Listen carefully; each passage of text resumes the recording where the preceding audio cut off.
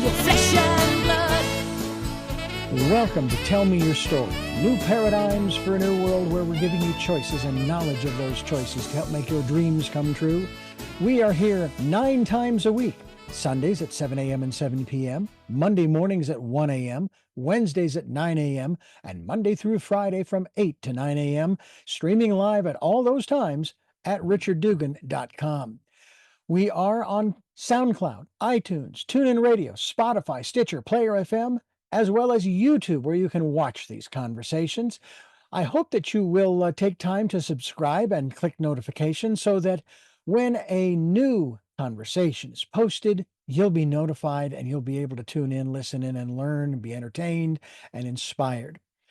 A reminder that Choices, which is my book, 5 Steps for Life, it's available on Amazon.com in paperback, hardcover, and Kindle with Audible, soon to be released.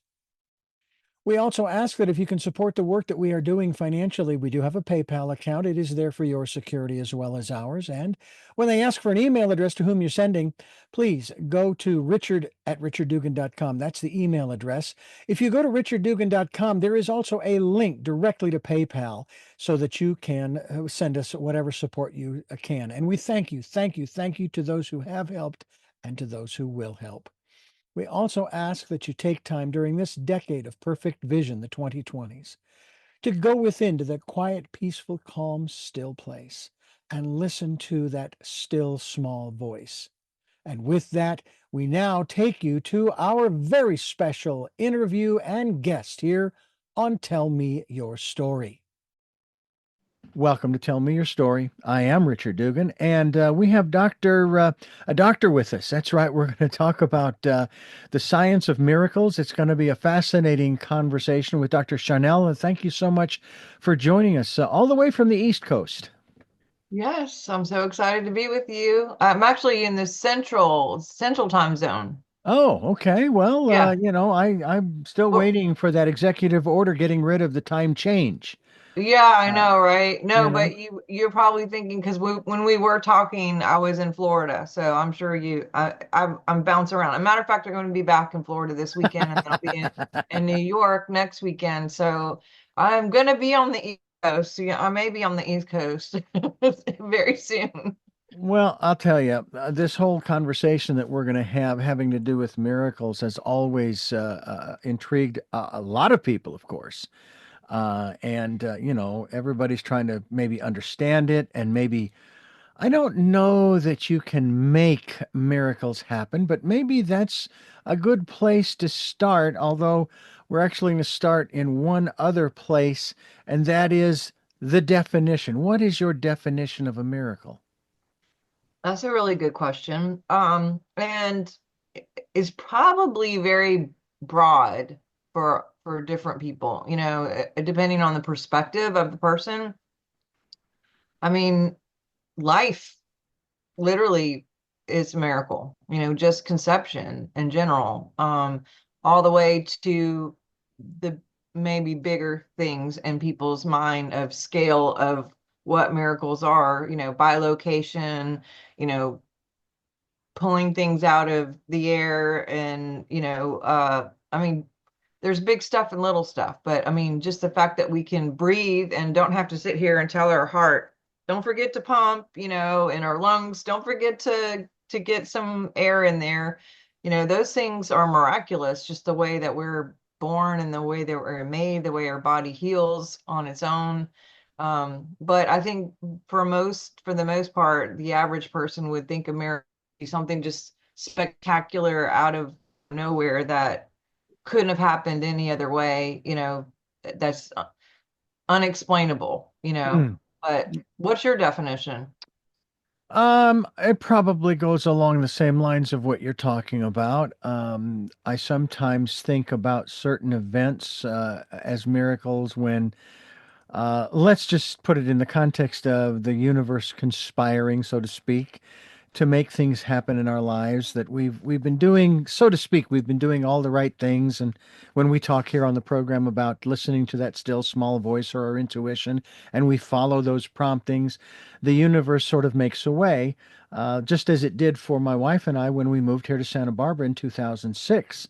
We both lost our jobs. We're sitting in our home, wondering what we're going to do next. And the first thought that came to me was, well, the universe, and all the people I've interviewed and this and that and the other thing, it's when you come to the edge of a cliff, you jump and you trust. And that's what we did. And I would actually put that in the context, I think, of a miracle. Uh, it's, it's, um, it's unexpected. It's not something necessarily that we expect. And yet at the same time, we'd like to have more of them happen because, we're trying to make improvements. There's this process called evolution that we're going through. Whether there are some people who hate that word, but the reality is that's what's happening. That's why we go to school and get educated. I would like to think that that's why we choose the philosophy that we do, that we lived by, for as long as it serves us, and then we move on to the next one, because we're sort of evolving our soul and our spirit.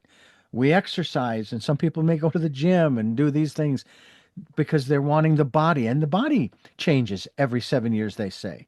That to me is a part of Yeah. of an evolutionary process.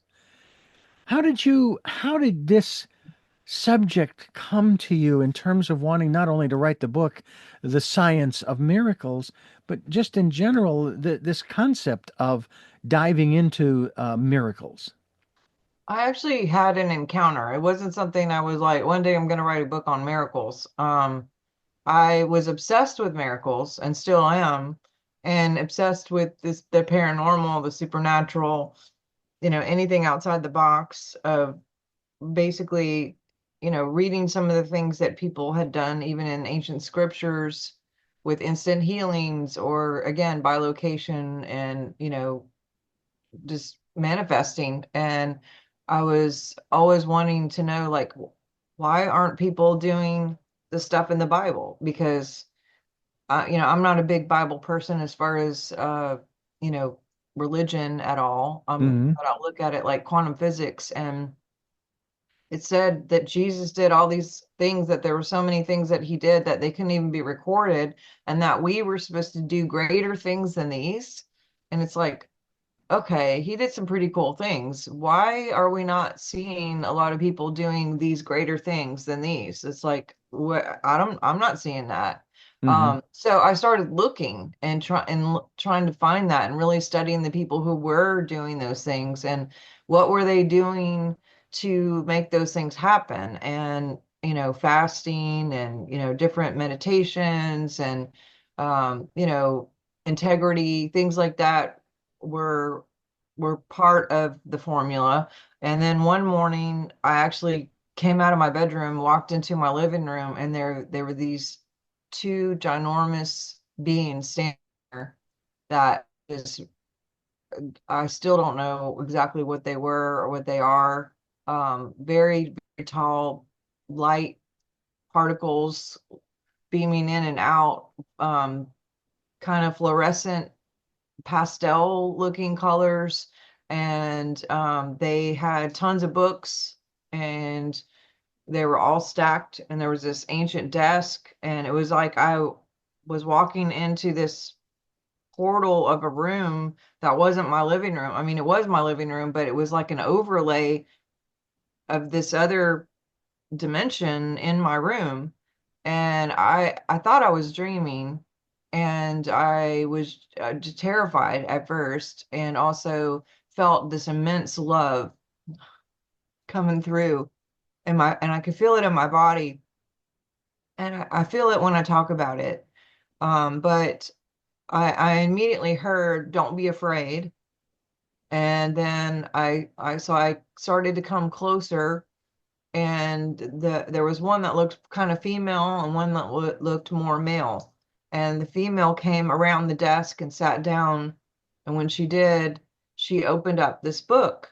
And I was very curious, and I felt like it was like an invitation almost to see what she was looking at. And so I came around and kind of veered over and saw like all of these records of people who had different things going on with their body and just disease, and then dates that they were healed and how they were healed. And then there was another line and another line, and it was just all these people. And I remember just being like enamored, and just the feeling like that was like really penetrating through my body of just immense love and joy and peace. And it just also like feeling like, oh my God, this is unreal. Am I dreaming? Like what's happening? And just a little bit confused and a little bit terrified. And I said, I heard her say, "What do you want?" Mm. She did not use her mouth. I heard it in my mind. And I was shocked that I could hear what she was saying without her talking. And I answered in my mind, I want to be a part of that. And she looked over at the other guy, and he kind of went like that. And she kind of was like, okay. And then she got really, really serious, and she pointed at me really stern and stoic. And she said, tell them they're not truly living unless they're living true. Mm. And as soon as she said it, she slammed the book. Everything disappeared. The books were gone. They were gone. I was standing there, shaking like a leaf. And I could feel like waves of vibrations through my body, and like the velocity or the frequency, it just was hyped up, and it was like I was buzzing, and to the point where I was like, I have to sit down. And there was my living room again, and I was in disbelief. I was like, is this a dream? Did that just happen? Am I crazy? I'm very left brain mostly. And sat down, and I had taught on dreams and visions for years. So my immediate response was writing everything down. And as I was writing, like all this stuff started coming, graphs and pictures and formulas and words that I didn't know, that I ended up having to look up. And I just wrote everything that was coming through. And it ended up being a book, The Signs of Miracles. And it showed me, they showed me, how we use our technology within our body to create, how we're constantly creating all the time anyway, whether we are aware of it or not, and how the biofield works with, the electronics of the radiation from everything that we radiate, and also the magnet part of how we bring it back in this torrid of information that's constantly going, and how we have it, how the world has it, how every living being has it, and how we all have this collective unified field that works together to have this. So, I mean, we are world builders, and we're constantly rebuilding the world. Just like you mentioned, the body is rebuilding. We're also building this world, and so, yeah, and I ended up putting it all together to make a book. I wasn't planning on making it a book, but I wanted it for my own recollection of just being able to maintain and hold what was being told to me. And I started telling people about what was happening, and then someone was like, you should put this in a book. So I did. That book is entitled The Science of Miracles, Remembering the Frequency of Love. It is available, of course, at Amazon, but also you can go through her website, which is Dr. Sharnael, DrSharnael.com. And this is Tell Me Your Story.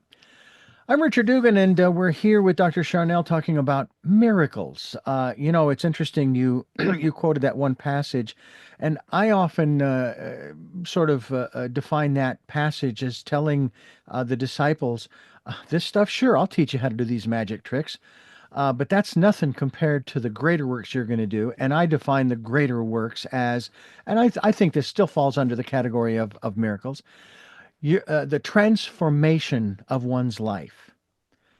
And that's really what you're talking about here, especially when we start looking at remembering the frequency of love. Um, I've interviewed a number of people who talk about these. This one guest I have on regularly wrote a book about there are 12 different frequencies that she's focusing on, and of course her book was a channeled book. I take it your book. These are from your words, your experiences, not coming in from somewhere else, and um, so you are going through this process. I'm sure as you were writing it, things were just constantly popping up in your mind that you then put down on paper. And before that, maybe, they weren't in the forefront, were they? No, I wasn't aware of some of these technologies or even thought of myself as a technology at the time. But that's how they presented it, is that we're electric and we have all these technologies that we can use within our body, and how that works with the system Hmm. of everything, and how we create and how our subconscious is constantly creating, whether we're aware of it or not, and how important the subconscious is so we can make sure that we're not creating something terrible by accident. Um, because the subconscious has a lot of things in there that are really running the show. But yeah, I mean, I started applying the principles that were given to me, and I started having crazy stuff happen, and I've been teaching these principles and these tools to people, ever since 2008 when this happened. And the miracles of what people are seeing and what they experience is insane. Like I always tell people, report your miracles to me because you will have them when you read the book, if you apply it. And I mean, I just taught the course in LA a few weeks ago, and we had maybe 150 people in the room, and we had instant miracles in the meeting while we were there. And I've already had about 36 people contact me and say, this happened, this happened, this happened. I mean, the next morning after the class, I was just sitting in Starbucks, and people, came up to the table and they were like, let me tell you what happened. This has already happened. And just applied what I taught. And, I'm going to do it again in Florida this weekend, and then I'll do it in New York next week. And, I actually have a class April 6th that we're going to do the same class online, and just try it online. But so Mm. yeah, I like being a part of everybody's miracles too. It makes me feel, I don't know, like connected.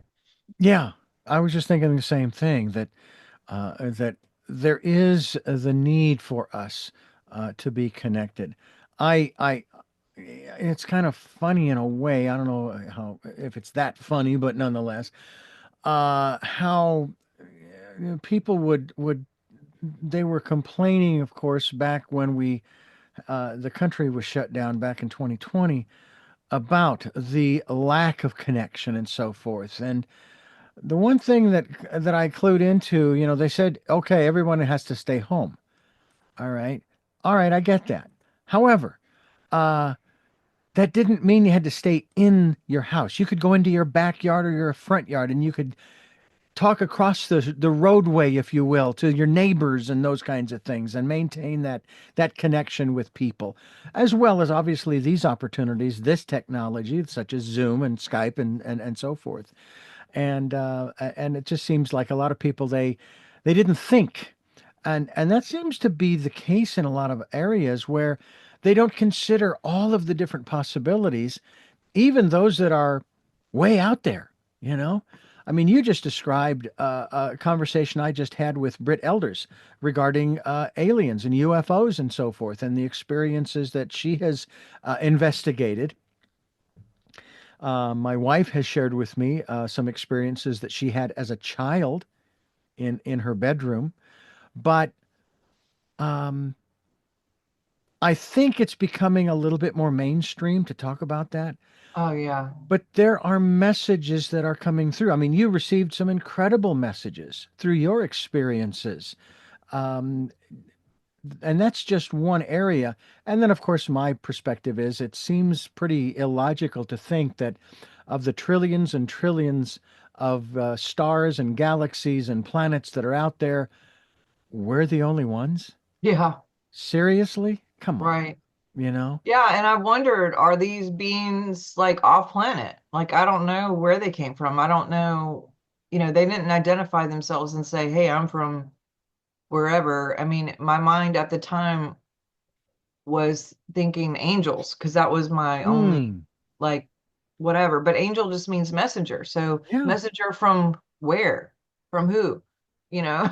Yeah. Now, do you, in terms of those kinds of experiences, have you read, heard, or talked with people who have had them that they want to make sure that the source is a good source, positive source, and so forth? Are there tests one can do, questions one can ask in Well, order I to?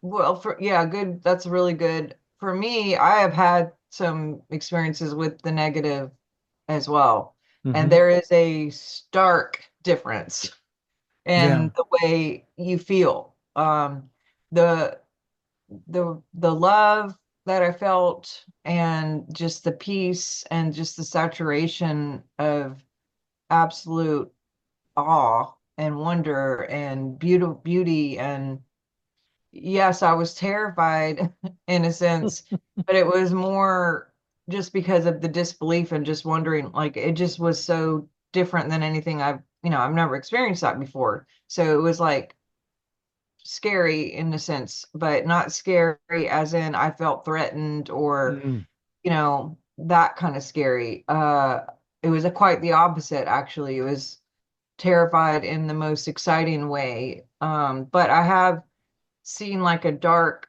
hooded, weird creature like at the corner of my eye a couple times way before this. And I mean, the heebie-jeebies, like just the ick feeling and just the shudder in my body of like the opposite of like, I think everybody can feel that when it's negative. What do you think? Yeah. Yeah. The other thing that I find interesting, and of course, we had these hearings a year or so ago, and they were talking about this, that, and the other thing, and yet at the same time, they were trying to scare us and saying, well, this is a threat to our national security, and I'm sitting here and going, no, it's not. And the reason I say no, it's not, is because if they can travel halfway across our galaxy or from other light years away, we wouldn't be having these conversations. They never would have had these hearings if they were malevolent, intent on enslaving us, et cetera, et cetera, et cetera. It'd already be over. So that's just my observation, my perspective in that respect. To me, it's fascinating to consider. Dr. Sharnael is our guest here on the program, and we encourage you to check out her website. It's something and her book as well, because that's kind of what we're talking about is miracles here on Tell Me Your Story. We're talking about those extraordinary events that take place in our lives that in many instances we have no explanation for. And sometimes that's just as well. The Science of Miracles, Remembering the Frequency of Love. And you're listening to Tell Me Your Story. I'm Richard Dugan with Dr. Sharnael, a best-selling author. And I was noticing on your website that you actually have a number of other books in addition to the Science of Miracles.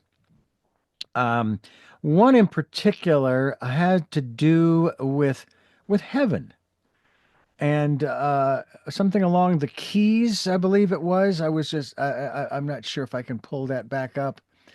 Keys Um, to third heaven, yes. Keys to Third Heaven, which has always intrigued me. I was watching this documentary having to do with death, and it came from a very, I'll say, very Christian perspective. Now, I was born and raised Catholic. I was working for 15 years back in the 80s, early 90s for a Christian radio station. And this particular program basically was saying, in essence, in spite of the fact that over the last 1,500 to 2,000 years, this book has been scrutinized and dissected, and the eschatology is impeccable, depending upon who you're listening to and so forth.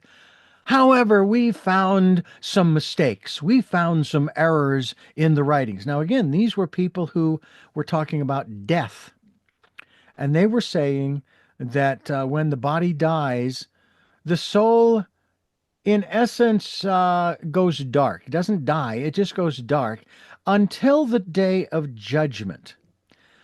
And in the Bible, Paul says, it is appointed to man once to die, and then the judgment, which means there is no, as humans calculate it, there is no time space between those.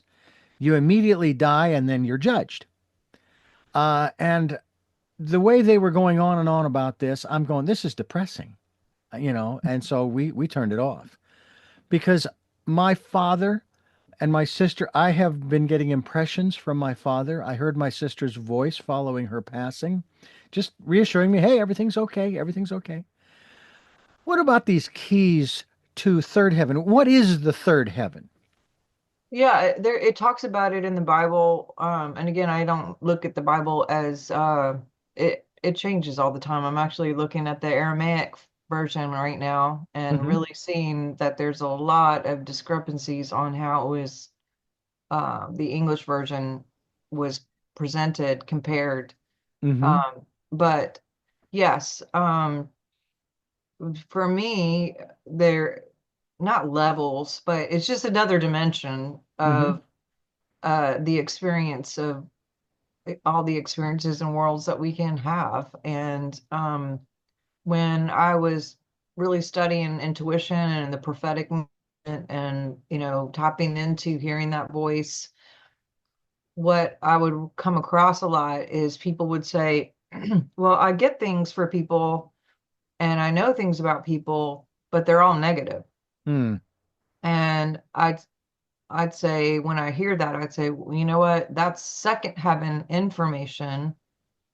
Why don't you go a little bit higher and get the third heaven revelation? Because there are, bad vibrations and or things that are in the probabilities of possibilities within the field that we can tap into. But why focus on the negative scenario and or outcome when we can create something more positive? So when we go to the higher realms of love, the frequency of love, and really tap into the positive prediction and or possibilities, then we can create that. And I know with social media, it's really an opportunity to create some pretty negative things. For example, if someone is sick and we take a picture of them in a bed in the hospital with all the tubes everywhere, and then they stick it on Facebook and say, hey, pray for Joe, blah, blah, blah. Everyone has that image now, and they're holding that space of that image in time, which holds him to that image, instead of putting a picture of him in his glory and his strength and his health and saying, hey, send good vibes to this guy. Then we're envisioning him in health and we're holding that space. The visualization and the power of our thoughts and our imagination is incredibly powerful, and we image all the time. I mean, even when we're trying not to, if I say, don't think about pink elephants, just because I said, do not think about pink elephants, I'm already thinking about it just because I said the words. And just as fast I can say, now think of the Statue of Liberty. And just as fast as I said that, we can all envision the Statue of Liberty, even if we haven't even been there before. That can come up as a picture in our mind because we know what it looks like or what she looks like. So as we use social media as a collective, it's really important what we're putting our energy on and what we're putting our eyes on, what we're focusing on.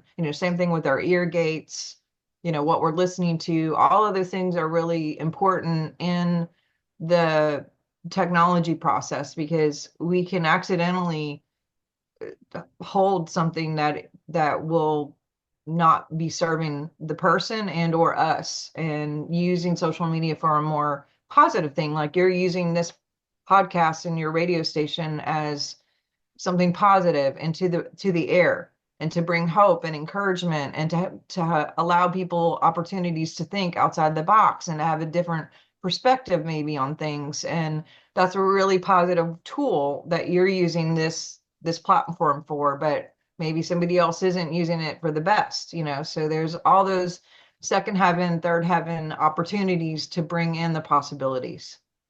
Hmm.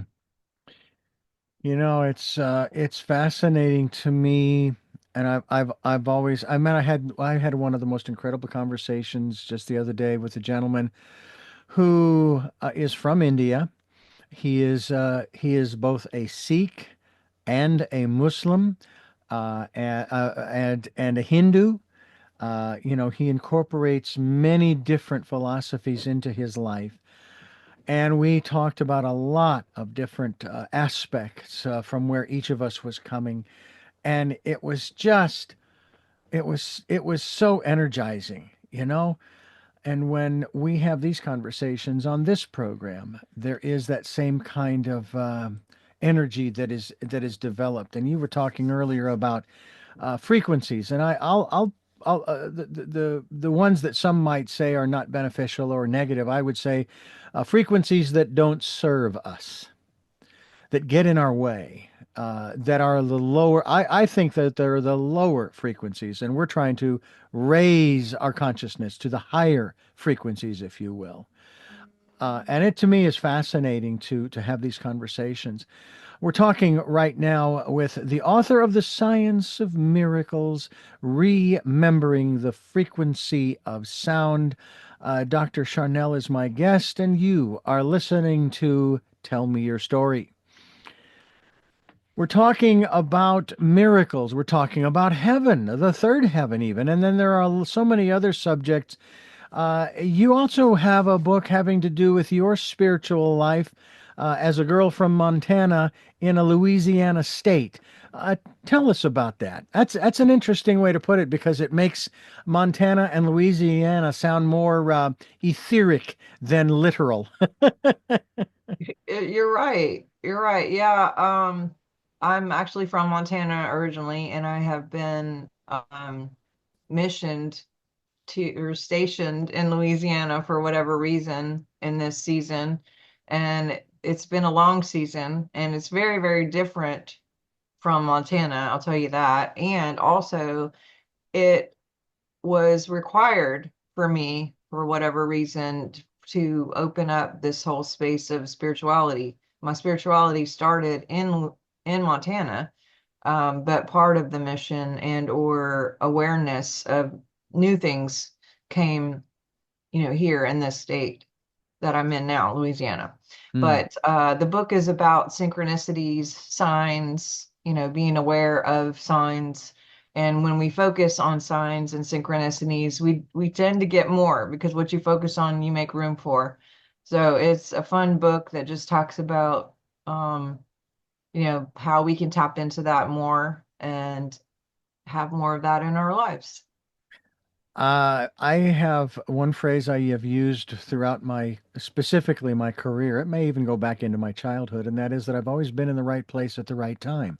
At least that's the perception I have. Yeah, I've done a few things in my life that I don't regret. I would not go back and change them, because then I wouldn't be who I am today.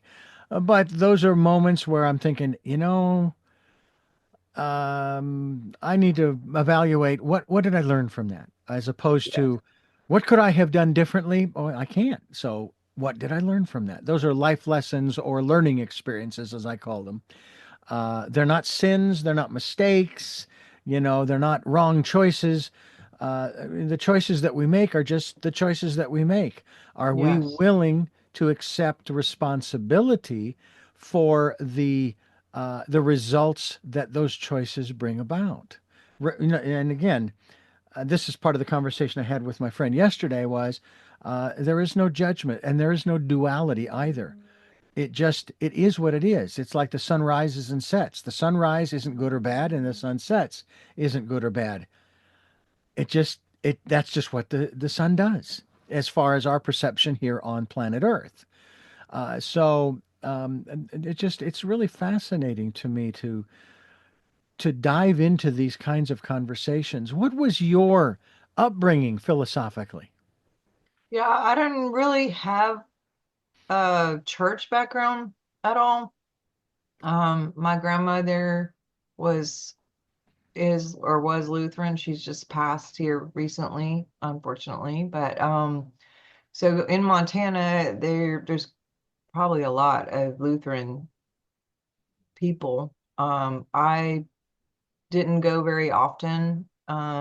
We I think maybe Easter, Christmas, that kind of stuff. My grandmother went pretty regular, and when I lived with them because my dad was in the military and he would be gone quite often to long deployments, like 9 months here, in Saudi Arabia and Spain and Okinawa and different places. He might be gone for a year, 9 months, a year, 9 months, a year, 9 months. So every time that happened, we would just go back home and live with my grandparents. And I do remember every single morning waking up, and my grandmother was always reading her Bible, and she was almost 100% blind. She was legally blind, Mm. but she would read her Bible and she would go to Bible studies. And sometimes I would go with her to what they called circles. I think they called them circles, Mm-hmm. where I would just sit on the ground and they would all talk about stuff that I didn't understand and whatever. And,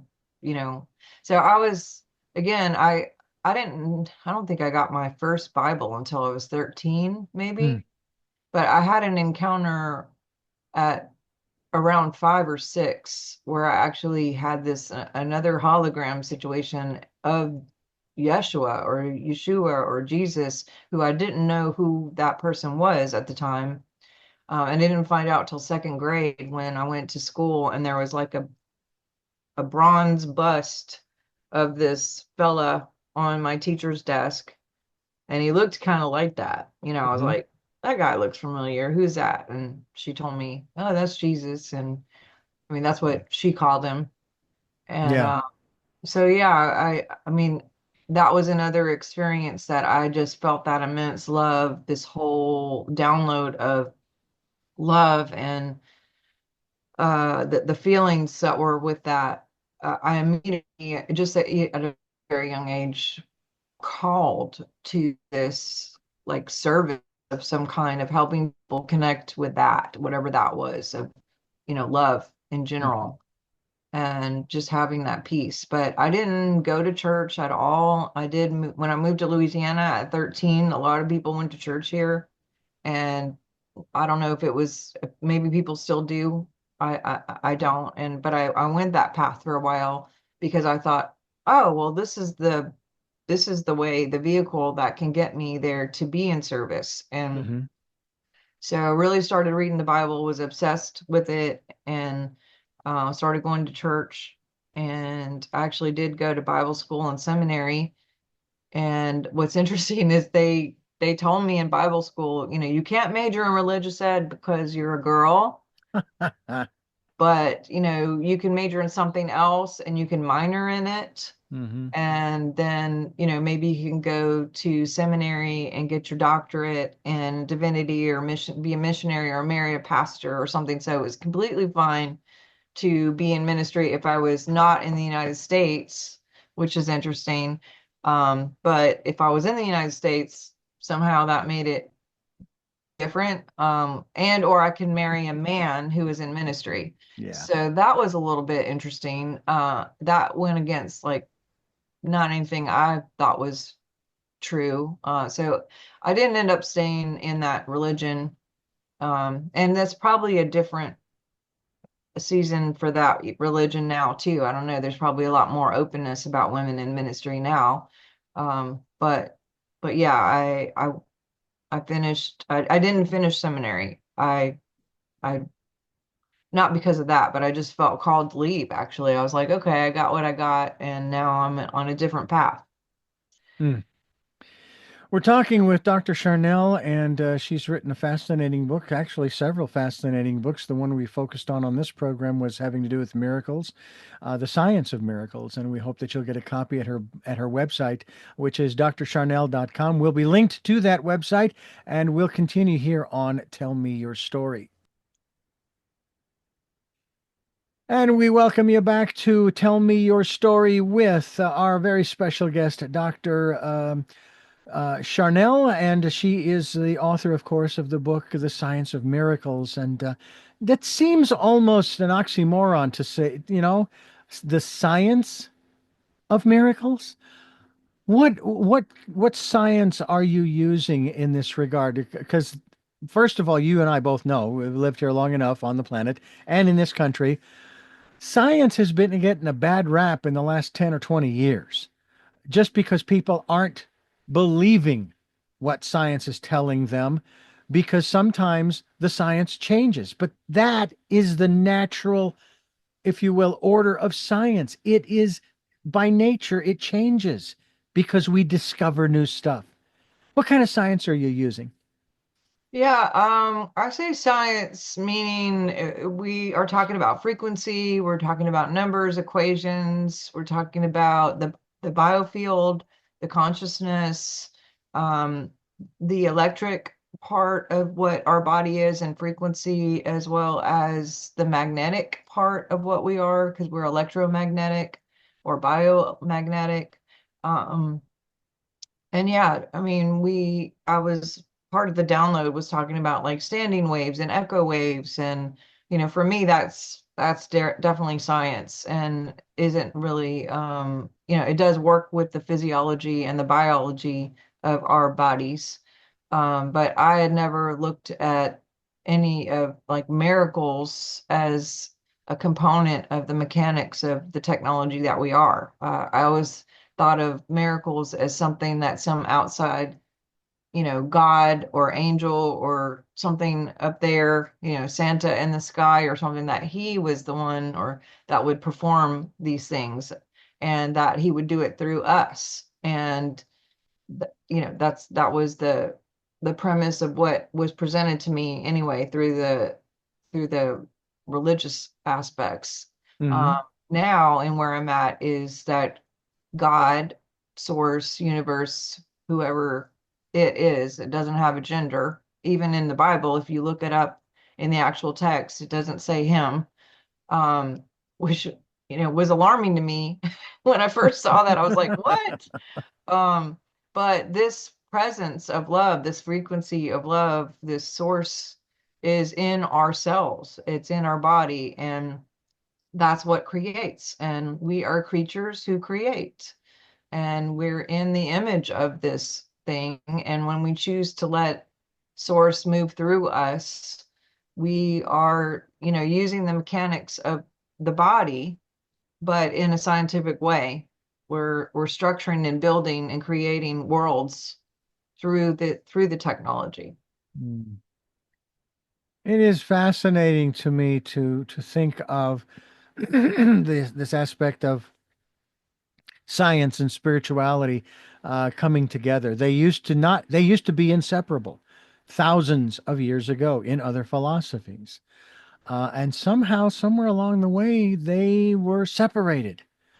But now they're coming back together because we're beginning to realize that, for example, the universe, you, I, we're nothing but energy. Yes, there is a material body, and science has determined that, has discovered that we are nothing but energy. And even though, we have this physical body, the energy cannot be destroyed.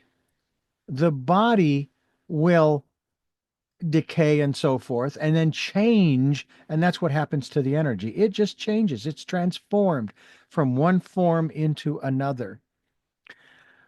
Have you found in your research and study and so forth of miracles that we actually do have that power through the process of just our thoughts. A lot of people will quote the first line of the Bible, the Genesis.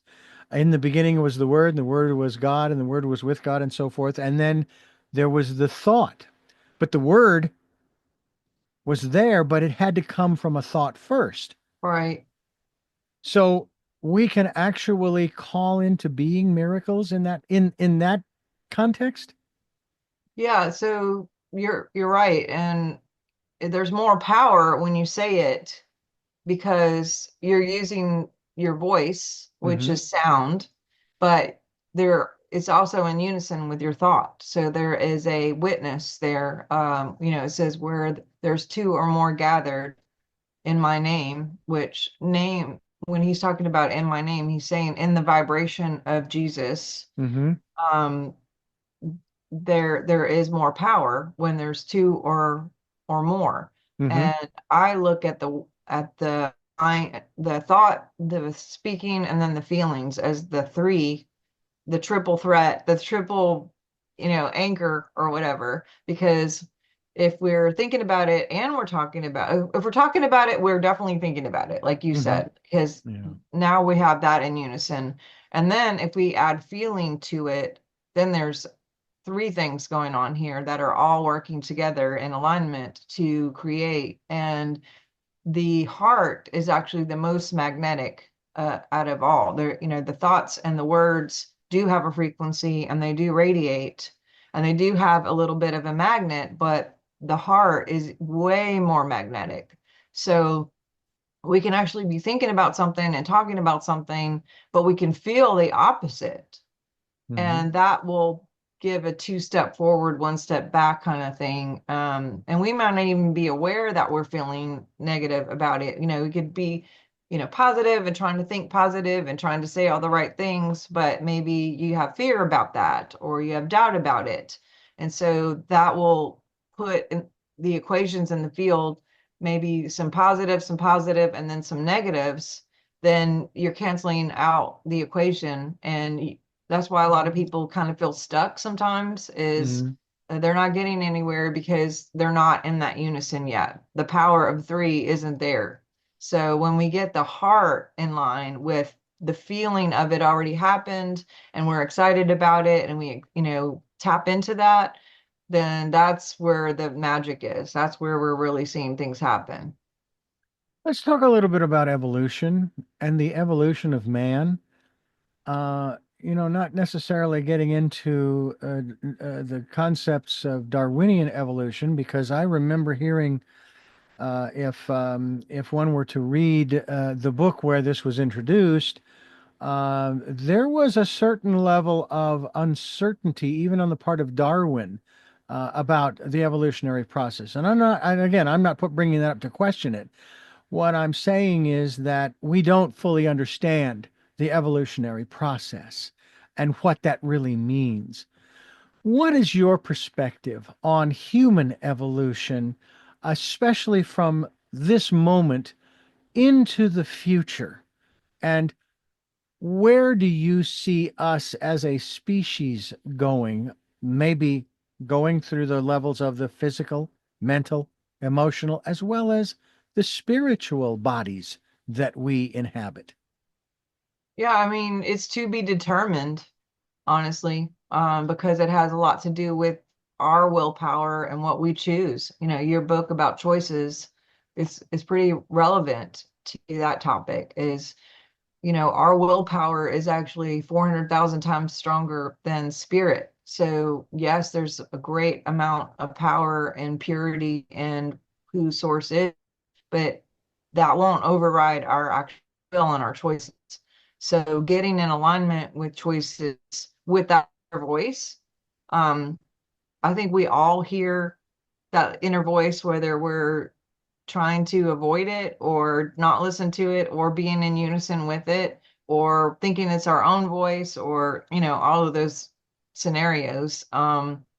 But I know for me, sometimes I'm so busy, I don't even hear it. I'm just, it takes me getting quiet, sitting down, and then it'll come through, or like something in the morning, like usually before I've had a chance to kind of get going in my day, it's like, oh, I'll hear something right at the beginning of the day, like blah blah blah or whatever, and it's Mm-hmm. just some kind of message. But nature and things like that will help us, and as we continue to use technology too, I think that helps in some ways with evolution, but it can also be the opposite. Again, just like social media can be targeted to bring a lot of confusion and stress.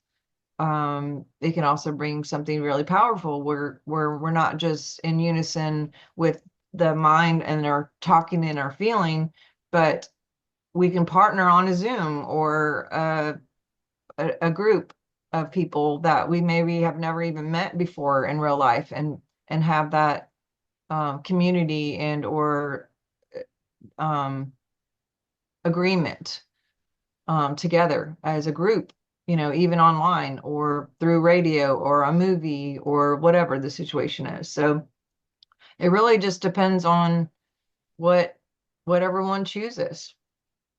Hmm. To me, as I've mentioned earlier in the program, it's fascinating to have these conversations and talk about these different aspects. The spirit of us, that which, as I look at it, animates the body. And once the soul or spirit leaves the body, there is no animation. It ceases to walk and talk and so on and so forth. How much of what we experience do you think, and from your research and so forth, do we take with us when we leave the body? Do we take the memories? Do we take all of what we've experienced with us? I think so. I mean, I've interviewed a ton of people who had NDEs, and I've Mhm. watched lots of documentaries, and it seems like there is a memory there. Yeah. And I know we have genetic memory. So some people think, you mentioned there is one time to die. Um, I've wondered if we do reincarnate, or if there is some sort of cycle to coming back, or is this just genetic memory? I don't know. Yeah. What do you think about that? Well, I read this book. I have this book I carry with me since I was 21, called The Impersonal Life. And in essence, it's a conversation, sort of one-sided, with God. And God is the one talking. And in one of the chapters, it talks about reincarnation, and it says you think that when you go into a an altered state, the regression therapy, if you will, that you are tapping into those lives that you lived before. But I tell you that what you are tapping into are the lives that I have manifested. You have not lived multiple lifetimes, but when you do the regression, you are tapping into the different lifetimes of individuals who have lived. And at first I thought, well, boy, does that puts a kink in the whole reincarnation concept and so forth. And the more I thought about it, I thought, well, wait a minute. If you're doing regression, why are you doing the regression? To learn why you are the way you are. So if you're tapping into these other lives that came before, whether you lived them or not, isn't the reason still the same? To learn about self? As far as reincarnation is concerned, I went through a hypnosis therapy called LBL, Life Between Lives. Dr. Newton, who conducted a lot of these sessions with people, and I've read several of his books on the case studies. And then I went through it, and I went back to the life before this one, and I was a pioneer. And it took me through some of the places where I lived in terms of being a farmer and what have you. And then, of course, the day of my passing, leaving the body, I walk outside the cabin. I'm up in the mountains. I sit down on this bench, put my feet up on the rail where you tie your horse to, tip my hat back, and I said, "Man, it's been a good life." And I left. And then we go into the process of looking at, okay, so now what are you experiencing now that you've left the body? before I came into this world. It was fascinating. I liked that life. There's a part of me that would, sort of love to go back to that because it was simple. I mean, there were no cell phones. I don't even think there were any phones at all when I was living. But it was a simple life. I was a farmer, and I still have that as part of my life here in this lifetime. I love working outside and working with nature, which is a subject I'd like to get into with you in terms of a phrase I often quote: "Nature is our greatest teacher." And you made reference to that a little while ago. Can you continue and elaborate on that? Sorry. Yeah, there's a lot of information coded in nature. There's a lot of um, sacred geometry, which is very structured, and then there's the biology or the physiology of it, as far as like pheromones and phenols and sesquiterpenes and monoterpenes and different things aromatically that we necessarily see. We could smell sometimes if we're paying attention, but they do have a chemical reaction or response to the body and our biology. So in our serotonins, our dopamine, our grounding, and being just with our feet on the ground outside can really, really get us in a positive state. Being in the sun is really, really important, even though they tried to make it so bad. Uh, yeah. And say, oh, don't go outside and don't be outside long and put on all the sunscreen and all these things. Like those, the sunscreen is what's bad, and even sunglasses are what's bad. Hmm. Because when we put sunglasses on, we're actually tricking the body to think that it's dark because we're seeing through a dark lens, which turns off all the protection of the body to support us, from the sun. So when we don't have glasses, it's bright, and the body will turn on all of these things to protect the skin so it won't burn. But if we trick ourselves with the sunglasses, then people burn, and Hmm. so using sunscreen too, that's what's the chemicals in there are so cancer causing. And basically, if you go outside and you sit in the sun with that on, you're baking that in, and it's going Hmm. into the bloodstream and disrupting hormones and causing problems with the cells and all of that. So the sun itself isn't bad, nature isn't bad. There's a lot of structure to it. There's a lot of health benefits that when we can tap into that and remember that, it brings instant peace. I mean, even being by the water or looking at the water, just for 20 minutes, um, does amazing things. Being in the sun for 20 minutes a day will trigger the body to create over 200 microbials, which fight parasites and viruses and fungus, which, that's really important. Yeah. But, when we went through that thing 5 years ago, what did we do? Everyone said, go inside. Like you said, you stay in the house. It's like, people weren't thinking to go outside at all, Yeah. even in the backyard to get sun. And that's Yeah. important. Now, it's not available to everybody. I mean, certainly people living in a high rise in, say, Chicago or New York, a little problematic, but I would venture that there would have been ways for people to have gotten some sunlight, and not just the artificial light that they have in the rooms that they're sequestering themselves in. I mean, the point of the closure was to contain the spread. And unfortunately, it didn't work. Not because we were given wrong information, because people chose not to stay separate from one another. I mean, it was sort of my mantra: mask up, wash up, and step back. Mask up, wash up, and step back. Well, I would want to do that even if it was just the influenza. Do not come to work with the flu. I don't want it. I don't need it. And you are usurping my individual spatial rights of purity, so to speak, or cleanliness of a term. Um, and plus the fact that my mother taught our family a long time ago, as we were growing up, about the importance of fortifying the immune system. I haven't had the flu in maybe 30 years, maybe longer. The only time I was laid up was because I worked 21 straight days. Now, it was an 8 hour deal, but I worked 21 straight days and the body said, we're shutting down. And I couldn't get out of bed for 3 days. I was exhausted.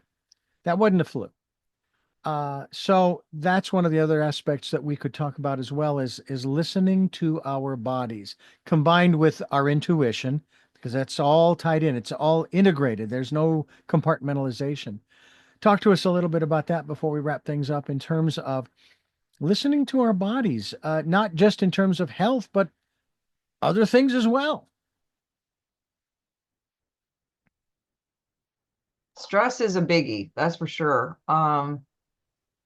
When we don't have that balance and we're not listening to that voice again, we can get really out of balance, and that's going to cause a breakdown somewhere for Mm-hmm. sure. I did it myself. I've done it many times, and that's probably something that I will continue to struggle with. I don't know where that comes from, but I tend to play hard and then I get exhausted and I have to like make up for it. I'm doing better to schedule days off on purpose. It's like, no, I'm definitely going to stop here, and then different things come in and it's like, oh, can you just get this one appointment, or oh, this is going on, or oh, this is an emergency, and everything seems like an emergency all the time.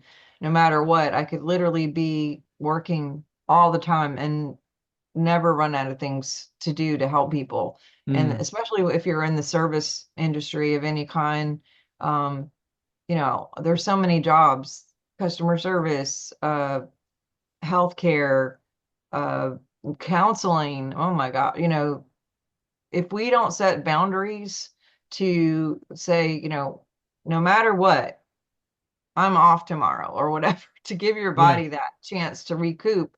The oxygen mask is really important to put on for sure. And Yeah. so, yeah, listening is important and having that balance. Well, and considering the fact that you have 5 kids, 6 cats, 4 dogs, among other things, you got to take time for yourself. I mean, we have 3 cats, 1 dog, 6 chickens, you know, but we don't live in a neighborhood. We live up in the National Forest here in Santa Barbara. We live in the wilderness area. Now, there are a lot of people that live up here, and then we've got the roads and all that kind of stuff, but we got great separation. We're on 9 acres Oh, and wow. we're in a space that is we're isolated and secluded, but that's by choice. And we can come out of isolation and seclusion very easily. Just get in a car and go up the Yeah. road and you're Yeah. out. But it's not one of those neighborhoods where you've got 6 or 8 or 10 houses on either side of the road, on a block and so on and Yeah. so forth, tract housing. And we were talking about that just the other day, my wife and I, and we got to thinking about that. I don't think we could go back to that. I mean, we Yeah. did live that way in Phoenix. We lived on a street with houses on both sides of the street and blocks and so on and so forth, just as I did as a kid. But having lived up where we live now for 19 years, I'd be hard pressed to do that. I'd want a good bit of space between me and my neighbors. And Yeah. it's not because I don't like my neighbors, it's that I Yeah. like I like the space. Yes. Well, and it's Mm. beautiful too when you're not staring at other houses and buildings. And I mean, I guess there is beauty to something that somebody created as a house, but I love looking at trees and looking at mountains and looking at the water and looking at grass. And yeah, I had a house that I rented for a while on the golf course, and every morning I would get up and sit in my chair and see this like beautiful manicured backyard. And it was just grass, but it just made me so happy. And I don't even golf, it wasn't about the golf, it was about the lawn. I just loved looking at grass every morning. It was just nice. Mm. We are talking with a naturopathic doctor, quantum scientist, linguist, and spiritual leader, integrating these disparate wisdoms into one magic language of miracles. And it is contained within the book that we hope you'll get a copy of. And it's The Science of Miracles, Remembering or Remembering the Frequency of Love. And we are so grateful that she has been joining us here on Tell Me Your Story. Dr. Sharnael, I want to thank you for being a part of the work that we're doing here and sharing your story and the science of miracles, remembering the frequency of love. We will be linked to your website as well so people can find out more about the work that you are doing and also get a copy of your book. And as I like to ask on occasion, is your book in Audible? Yeah, it actually is. It's on Excellent. Spotify and on Audible. I've got some credits, so I may use one of those and get your book and listen to it in that fashion. I really do enjoy doing that. It's a lot of fun, and it's again another opportunity to glean more information beyond this interview. So once again, thank you so much for being with us. Thank you so much for having me. Appreciate you so much, Richard. Thank you. I do have three final questions I want to ask you, but before I do, I want to thank you for listening to and watching Tell Me Your Story, New Paradigms for a New World. We are giving you choices and knowledge of those choices to help make your dreams come true. We are here on Sundays at 7 a.m. and 7 p.m., Monday mornings at 1 a.m., Wednesdays at 9 a.m., and Monday through Friday from 8 to 9 a.m., streaming live at all those times at richarddugan.com. We podcast on SoundCloud, iTunes, TuneIn Radio, Spotify, Stitcher, Player FM, Blueberry, iHeartRadio, Amazon Music, and many other locations across the internet. We're on YouTube where you can watch these conversations. I hope you'll subscribe and click notification. Choices, 5 Steps for Life is also available. It's on Amazon, and you can get a hard copy, paperback, or Kindle version, and the Audible is on its way. We also ask that if you can help us out financially with a tip of some sort, we would be gratefully appreciative of that. Thank you, thank you, thank you to those who have helped and to those who will help. And we also ask that, as we've referred to on this program thus far, take the time during this, the Decade of Perfect Vision, to stop and go within to that quiet, peaceful, calm, still place and listen to that still small voice. With all of that being said, we go to our 3 final questions for our special guest. And the first of those questions is, who is, and I've got to put it in this context, who is Sharnael Wolverton? Oh gosh. I am I'm just me. I'm a mom and a wife and a pet owner or pet parent, naturopath, speaker, author, but hopefully people, when they think of me, they'll think of love and integrity and honesty. And I guess everyone has their own perspective, and who knows what people think. It's hard to tell. I'm sure there's an assortment of responses to that, but yeah, that's Sharnael actually means Sharna, E-L is warrior of God and rose of God. So I'm somewhere in between. I like that. I like that. What gets you up in the morning? Oh, people, my animals, my family, helping Mm. people. And finally, what was your best day? Oh gosh, I've had so many.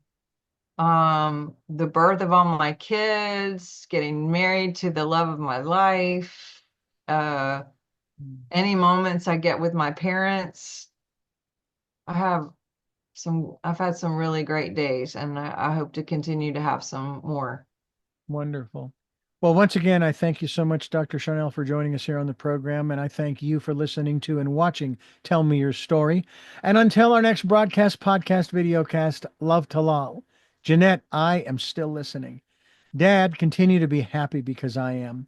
Smokey, I'll see you on the other side. Mike, thanks for letting me be in your life. And to my dear friend Zorro, aho, aho.